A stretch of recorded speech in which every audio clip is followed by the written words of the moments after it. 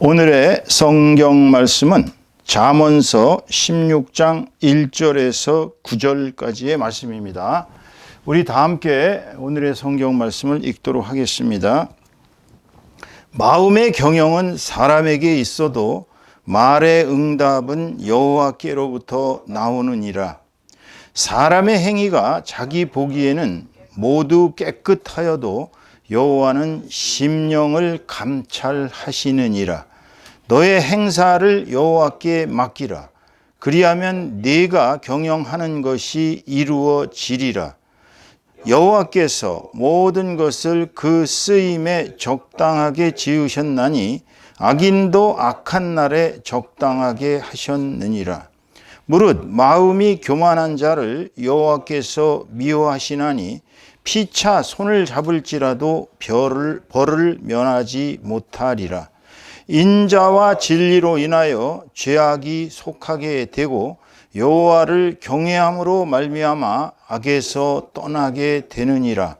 사람의 행위가 여호와를 기쁘시게 하면 그 사람의 원수라도 그와 더불어 화목하게 하시느니라.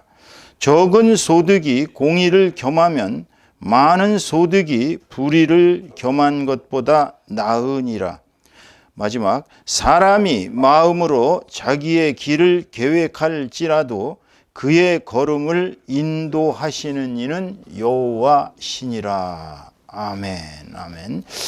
구절이 잘 안 보이시면 다시 한번 읽어드릴게요. 사람이 마음으로 자기의 길을 계획할지라도 그의 걸음을 인도하시는 이는 여호와시니라. 이런 말씀입니다. 오늘은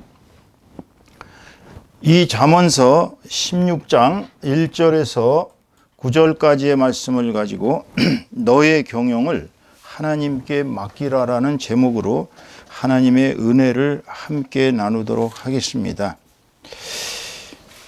오늘 말씀은 사실 무슨 개업식이나 또는 사업장을 오픈할 때 많이 쓰이는 구절 중에 하나죠. 그래서 심지어는 아주 거의 중요한 그 구절로 이제 외우고 있는 것이 이제 16장 1절 같은 경우, 마음의 경영은 사람에게 있어도 말의 응답은 여호와께로부터 나오느니라. 이 말씀 아주 유명한 것입니다. 외우시고요. 또 3절, 너의 행사를 여호와께 맡기라. 그리하면 네가 경영하는 것이 이루어지리라. 9절, 3절 아주 중요한 내용입니다. 꼭 외우시기 바랍니다. 그 다음에 이제 9절 말씀, 사람이 마음으로 자기의 길을 계획할지라도 그의 걸음을 인도하시는 이는 여호와시니라. 이 세 구절은 거의 정말 우리 입에 거의 달고 살아야 될 만큼 외워야 할 문구들입니다. 사실 우리가 이 세상을 살아간다는 것은 꼭 사업을 하든 안 하든 사람이 살림을 하는 것 자체, 자기가 살아가는 것 자체가 경영입니다. 경영. 그래서 어떻게 보면 이제 경영학과 출신들이 대학에서 경영에 대한 많이 공부를 하고 사회에 나오면 아무래도 재정 관리라든지 또는 어떤 생산의 관리라든지 이런 모든 면에 있어서 경영학과 출신들이 아무래도 유리한 것 같아요. 잘 살고 있더라고요. 물론 다 100%는 아니겠지만 대부분이 경영학을 공부한 사람들이 잘 삽니다. 그러니까 우리의 인생은 경영이 필요한 것입니다. 우리가 살아가는 데 있어서 그냥 아무 계획이 없이 그냥 무대뽀로 살아가는 것은 경영이라고 보기 어렵습니다. 경영이라는 것은 이제 어떤 계획을 세우고 그걸 이제 우리 기획이라고 그러죠. 기획을 하고 거기에 따른 하나하나를 이제 실천하고 또 점검하고 그렇게 해서 이제 어떤 경영의 최종적인 목적 자체를 보면 이제 흑자. 그러니까 예를 들어서 100만 원을 투자했는데 150만 원을 벌었다. 그러면 이제 50만 원이 투자된 것에 대한 소득, 이익이죠. 그럼 인생도 그래야 될 거 아니겠어요? 인생도 자기 인생을 다 투자했는데 남는 것이 하나도 없으면 살아봤더니 남는 것이 없더라. 그러면 경영에 실패한 것입니다, 여러분. 왜 우리가 경영을 하나님께 맡겨야 하느냐? 오늘 본문 말씀은 우리 인간이 혼자서 무엇을 아등바등 해봤자 결론이 잘 좋게 안 나온다는 걸 얘기해 주고 있습니다. 그러니까 왜 이렇게 하나님과 우리가 그 살아갈 때에 내가 살아가는 모든 것의 경영을 하나님께 의뢰해야 되는가, 하나님께 맡겨야 되는가? 이것은 쉽게 얘기하면 하나님을 나의 동업자로 삼는 것입니다. 동업자.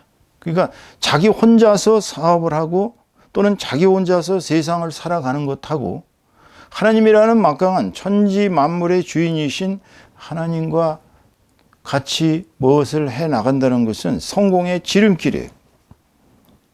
여러분 알다시피 돛단배는 바람이 없이는 절대로 움직이질 않습니다. 가봤자 그냥 거의 개가 걷듯이 그렇게 서서히 갑니다. 그런데 순풍이 불면 돛단배가 쫙 가죠.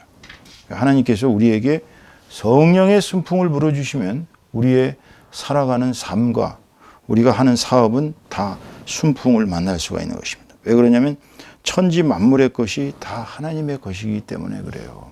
이 세상 모든 것이 하나님의 것입니다.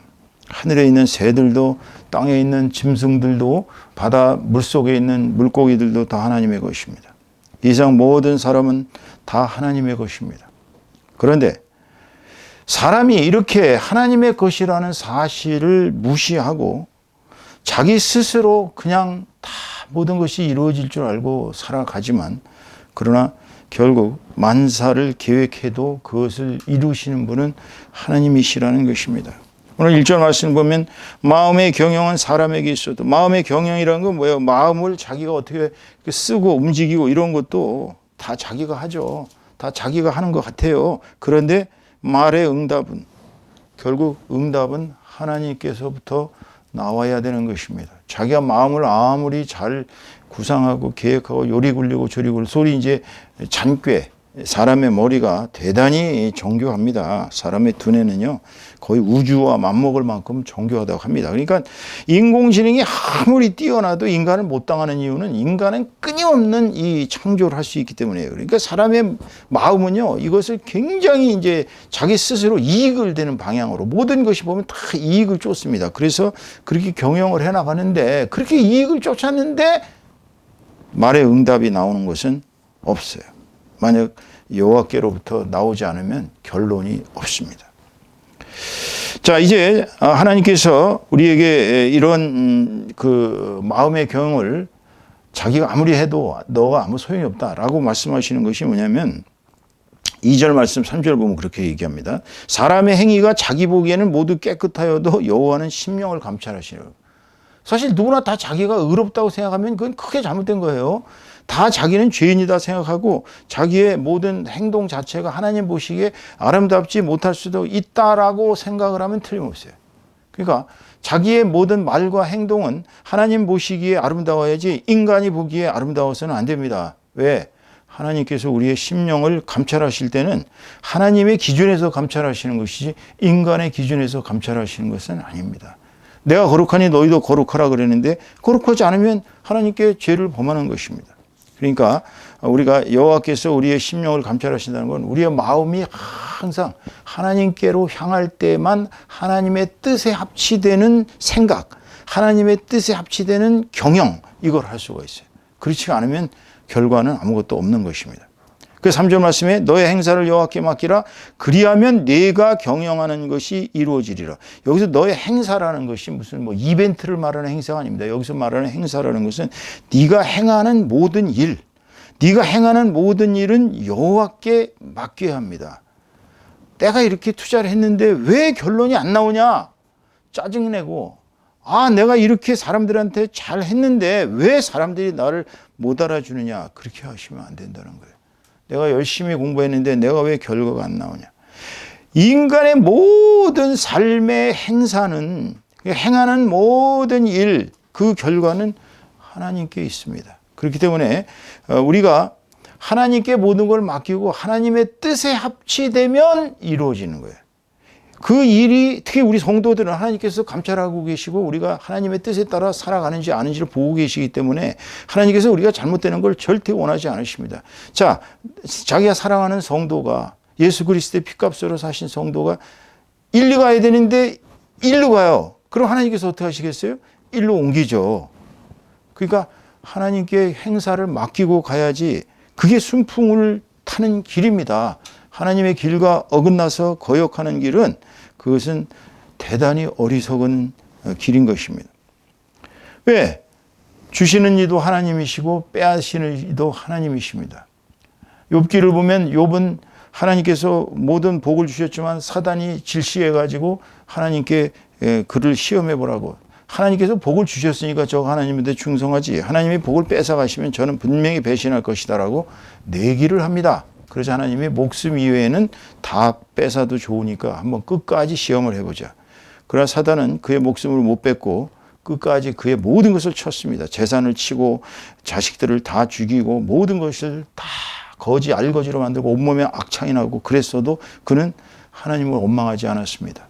그랬더니 하나님이 나중엔 10배로 더 주셨어요. 그 뭔 얘기를 하시냐? 하나님께서 주시는 거고 하나님께서 빼앗아 가시는 거예요. 특히 성도는 그렇습니다. 하나님께서 예를 들어 우리가 이제 복권을 사는 이제 목사님도 받고 복권을 사는 장로님도 받고 복권을 사는 집사님도 봤어요. 그분들은 복권을 사면서 하나님의 뜻을 묻습니다. 하나님, 제가 이 복권을 사서 교회에 쓸 테니까 이 복권이 당첨되게 해주세요. 그런데 불행하게도 그런 경우는 거의 하나님께서 들어주시는 예가 99.9% 없습니다. 그러니까 복권 사지 마세요. 복권을 사가지고 하나님의 뜻을 실천을 한다면 얼마나 좋겠어요. 근데 그게 하나님 보시기에 악하기 때문에 절대 하나님은 복권을 사는 것을 원하지 않으십니다. 왜? 4절 보세요. 여호와께서 온갖 것을 그 쓰임에 적당하게 지으셨나니 악인도 악한 날에 적당하게 하셨느니라. 5절 말씀 보세요. 물은 마음이 교만한 자를 여호와께서 미워하시나니 피차 손을 잡을지라도 벌을 면하지 못하리라. 6절 인자와 진리로 인하여 죄악이 속하게 되고 여호와를 경외함으로 말미암아 악에서 떠나게 되니라. 그러니까 악한 방법을 쓰지 말라는 것입니다. 우리가 세상을 살아갈 때에 우리 마음을 경영할 때에 악한 쪽으로 기울지 마세요. 자, 악하다는 게 뭐예요? 하나님의 뜻에 합치되지 않는 것이 악한 것입니다. 예를 들어 갖고 두 사람이 있어요. 두 사람이 있는데 한 사람은 굶고 한 사람은 먹을 게 많아요. 그러면 내가 먹을 때까지 배가 불러서 아주 그냥 배 터질 때까지 먹는 것이 옳은 길입니까? 아니면 내가 먹을 걸 줄이고 굶는 사람을 주는 것이 옳은 길입니까? 하나님은 어떤 걸 원하실까요? 당연하죠. 하나님께서는 굶는 자에게 나눠줄 것을 원하십니다. 그러니까 악인들의 길은 멸망할 수밖에 없는 것은 하나님의 길과 정반대의 길이기 때문에 그렇습니다. 그러니까 악인의 특색은 뭐예요? 교만합니다. 교만해요. 교만하다는 건 뭐예요? 이 세상에 하나님을 자기의 아버지로 삼는다는 사람들이 교만하면 어떤 일이 벌어지냐면 그거는 하나님을 아버지로 삼는 것이 아니라 마귀를 아버지로 삼는 것입니다. 왜? 하나님께서 마음이 교만한 자를 싫어하시거든요. 그러니까 교만하다는 건 뭐예요? 자기가 하나님 자리에 올라앉아 있는 것입니다. 성도가 감히 목회자를 마구 이렇게 질타를 한다든지 아니면 가정에서도 질석 없이 자식이 아비를 막 욕을 한다든지 또 부부지간에도 예를 들어서 와이프가 남편을 지나치게 막 교만하게 들고 팬다든지 이런 것은 하나님께서 좋아하시지 않으십니다. 물론 남편이 와이프한테 항상 겸손하게 대해야 되겠지만 하나님께서 보시기에 악하다는 것은 하나님의 뜻에 벗어나는 것입니다. 그 마음의 경영이 하나님의 길과 벗어나는 것은 하나님께서 치실 수밖에 없어요. 그래서 6절 말씀해 보시면 인자와 진리로 인하여 죄악이 속하게 되고 항상 마음을 인자하게 가져야 됩니다. 이 크리스찬들의 특색이 뭐냐 그러면 사람들이 볼 때 저 사람을 참 인자하다. 마음이 부드럽고 저 사람은 항상 너그럽다. 이게 인자예요. 진리는 뭐예요? 거짓말을 안 하는 것입니다. 항상 하나님의 뜻에 합치되는 것입니다. 가짜 뉴스 퍼날르지 않는 것이 진리예요. 그냥 남의 얘기 막 갖다가 들고 퍼날르고 그게 사실인지 아닌지 확인도 안 된 것을 갖다가 마구 사회에 퍼뜨리고 그 극우파들의 특색이거든요. 근데 그 사람들의 죄악을 스스로 쌓고 있는 것이에요. 위증하지 말라고 하나님께서 그러시는데도 계속 위증을 하면 그 복을 버는 것이 아니라 악을 쌓는 것입니다. 벌을 쌓는 것이에요. 그러니까 하나님을 경외하는 것이 모든 마음의 경영의 근심이 사라지는 길입니다, 여러분. 그러니까 마음을 우리가 먹을 때 하나님을 경외하고 내가 이렇게 하는 것이 하나님을 경외하는 길인가 아닌가를 판단해 보세요. 아까도 두 사람은 얘기했지만 불쌍한 사람을 위해서 자기 걸 나눠주는 사람. 위급에 빠진 그런 그 사람을 사마리아인이 가다가 참 그 사람을 여관에다 데려다주고 상처를 씻게 하고 그리고 나서 돌아와서 다시 그 사람을 도와주겠다고 그렇게 얘기하는 그런 마음, 그것이 하나님께서 기뻐하시고 하나님께서 그에게 복을 주시는 길인 것입니다. 그래서 7절 말씀에 보면 사람의 행위가 여호와를 기쁘시게 하면 그 사람의 원수라도 그와 더불어 화목하게 하시느니라. 우리가 항상 이것이 하나님의 마음을 기쁘게 하시는 건가 하나님의 마음을 슬프게 하는 건가 따져봐야 되는 것입니다. 많은 사람들이 사업을 통해서 큰 이익을 얻기 원합니다. 그런데 대부분의 사람들이 사업을 하면서 그 사업의 목적을 돈 버는 것에 두고 있습니다. 당신은 왜 사업을 합니까? 돈 벌기 위해서 사업을 합니다. 돈 벌기 위해서는 사업의 목적이 될 수가 없어요. 왜? 돈 버는 것은 어떤 목적, 구체적인 목적을 향한 수단인 것입니다. 만약에 그 사람이 돈 버는 목적이 자기와 가족들이 잘 먹고 잘 살기 위해서 사업을 하면 결코 하나님께서 축복을 내릴 수가 없습니다. 온천하의 돈을 다 장악할 것 같았던 삼성그룹을 창업했던 이병철 회장은 죽기 전에 온갖 병이 다 들어가지고 죽음에 임박해서 이 재산이 무슨 소용이 있느냐. 의사에게 얘기했다고 합니다. 이 재산의 반을 다 쳐들여서라도 내가 병이 날 수 있고 젊어질 수 있다면 나는 내 재산을 다 포기하겠다. 그렇지만 그분은 축복을 받지 못했습니다. 왜?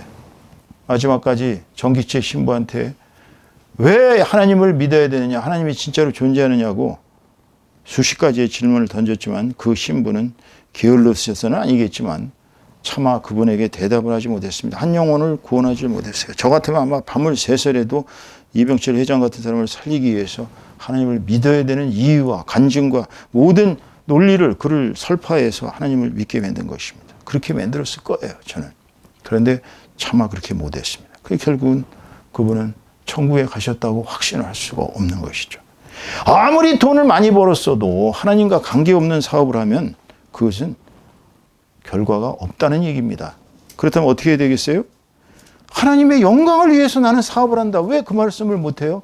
당신 왜 사업합니까? 하나님의 영광을 위해서 저는 사업을 합니다. 하나님의 영광을 위한 사업이 뭐예요? 그건 내가 사업을 해서 거룩한 교회, 성교회를 내가 돕는다. 교회를 위해서 나는 11조 생활을 철저히 하고 교회에 가난하고 연약한 사람들, 주변에 불쌍한 사람들을 나는 힘껏 돕는다. 그게 목적이 되면 하나님께서 그렇다. 너는 내가 물 한 잔이라도 내 성도에게, 내 제자에게 주면 결단코 상을 잃지 않겠다고 내가 너희들에게 말했는데 네가 정말로 불쌍하고 힘없는 사람들을 돕고 네 교회를 도왔으니 나는 너에게 정말로 큰 복을 내리겠다. 그건 하나님의 마음이에요. 그러니까 우리는 우리의 행위가 사업을 해서 하나님을 기쁘게 해야 됩니다. 사업을 해서 성공한 사람들, 록펠러 같은 사람들은 그렇게 어마어마한 부를 벌었지만 철저하게 자기의 재산에서 11조를 하나님께 드렸고 가난하고 불쌍한 사람들을 위해서 재단을 세웠고 그는 평생을 선한 행위를 하다가 갔습니다. 그것이 하나님께 영광을 돌려드린 길이었죠. 그렇지만 사업을 해서 아무리 돈을 많이 벌었어도 하나님을 기쁘시게 못하면 그것은 저주입니다. 여러분, 행복이 될 수가 없어요. 오늘 8절 말씀 보면 적은 소득이 공의를 겸하면 많은 소득이 불의를 겸한 것보다 나으니라. 돈을 조금 벌어도 올바르게 벌고 그 올바르게 번 것은 하나님께서 축복을 내리십니다. 돈에도 그야말로 그 저주가 붙어 있고 축복이 붙어 있습니다. 생각을 해보세요. 밤새내 도박을 해가지고 돈을 땄다 그러면 그게 축복이 되겠습니까? 또 강도질에서 돈을 벌어가지고 그 돈이 결코 좋은 일에 쓰이겠어요? 물론 의적이라고 그러고 해서 뭐 로빈 후드부터 시작해서 뭐 홍길동, 의적 홍길동, 뭐 우리나라에도 의적 장길산 수많은 의적들이 있었습니다. 의적 임꺽정 뭐 등등. 그렇지만 그건 불의의 소득이에요. 진정한 소득은 열심히 비록 적은 소득이지만 열심히 자기의 피땀을 흘려서 벌고 자기가 정말로 현명하게 하나님 뜻에 합치되게 투자를 해서 벌어들인 금액을 가지고 축복을 받는 것입니다. 그래서 오늘 9절 말씀에 사람의 마음으로 자기의 길을 계획할지라도 그의 걸음을 인도하시는 여호와시니라 라고 하신 이 말씀. 아무리 내가 내 길을 간다 할지라도 자기가 올바른 길을 그야말로 뭐 AI를 동원하고 컴퓨터를 동원하고 별짓을 다 해서 뭐 온갖 정말 사업상의 모든 통계와 세상살이의 모든 경험과 지혜와 모든 걸 다 해가지고서 자기가 결론을 내려서 간다 할지라도 하나님께서 인도하시지 않으면 그 사업이나 그 생활은 축복될 수가 없습니다. 왜? 하나님이 다 지켜보고 계시기 때문이에요. 여러분, 돈을 잘 쓰셔야 합니다. 돈은 축복이 붙어 있고 저주가 동시에 붙어 있습니다. 하나님께서는 돈을 잘 쓰는 사람, 성교회를 돕고 성도들을 돕고 불쌍한 이웃을 돕고 주님의 복음을 위해서 전도와 선교에 열심히 헌신하는 사람에게는 이 땅에 사는 동안도 큰 복을 주고 자손이 잘 됩니다. 제가 어제 아들 결혼식에 참석해서 참 3대째 그 믿음의 뿌리 깊은 우리 사돈댁의 그 자손들을 보고 깜짝 놀랐어요. 이녀 일남인데 얼마나 아이들이 참 환하고 인물이 좋고 천사 같고 애들이 그냥 죄라고는 씻을 수가 없을 만큼 그렇게 아이들이 선량하고 거기다 다 잘 됐어요. 세 자식들이. 그래서 참 그 딸을 내가 이렇게 우리 집에 며느리로 데리고 오면서 느낀 것이 하나님께서는 정말 믿음의 뿌리가 깊은 집안들을 저렇게도 축복하시는구나. 왜? 하나님은 우리의 모든 행위를 다 지켜보시고 감찰하시고 우리를 다 알고 계시기 때문에 복의 씨를 뿌리면 할아버지 때 복의 씨를 뿌리면 자자 손손 잘 됩니다. 할아버지 때 교회를 짓고 교회에 헌신했던 사람들 잘못된 사람이 있으면 보세요. 없어요. 아버지가 장로이고 아버지가 교회를 위해서 정말로 헌신하고 주변 사람들을 위해서 희생하면서 살았다면 얼마나 축복을 받겠습니까? 그 자손들이 얼마나 잘 되겠습니까? 그러니까 하나님의 축복을 늘 기도하며 사모하면서 살아야 돼요. 하나님을 기쁘시게 하는 생활을 해야 돼요. 사업을 하더라도 하나님을 기쁘시게 하는 사업을 해야 되는 것입니다.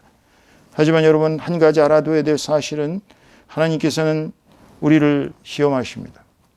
우리에게 힘든 역경도 주고 환난도 주고 고통도 주십니다. 그거 극복해야 됩니다. 우리가 살아가면서 사업하면서 고통이 없을 수 없어요. 고난이 없을 수 없어요. 역경이 없을 수 없어요. 그러나 거기에서 배신하고 하나님의 품에서 떠나면 그 사람은 멸망의 길을 가게 되는 것입니다. 어떤 역경과 환난과 고통이 닥쳤어도 여러분은 하나님의 강력하신 파워를 믿고 하나님께서 나를 반드시 구원하신다. 나를 반드시 밀어주신다. 내 아버지 하나님께서 나를 버리실 리가 없다라고 끊임없이 기도하며 간구하면 하나님께서는 반드시 들어주십니다. 그러므로 우리는 오늘날 내가 잘 벌건 못 벌건 하나님의 것은 하나님께 돌리고 늘 감사의 생활을 하면서 하나님께 모든 영광을 돌리며 그야말로 하나님의 축복을 받는, 그리고 우리의 자손들과 우리의 자자손손들이 축복을 받는 저와 여러분 다 되시기를 주님의 이름으로 축원합니다. 축원합니다.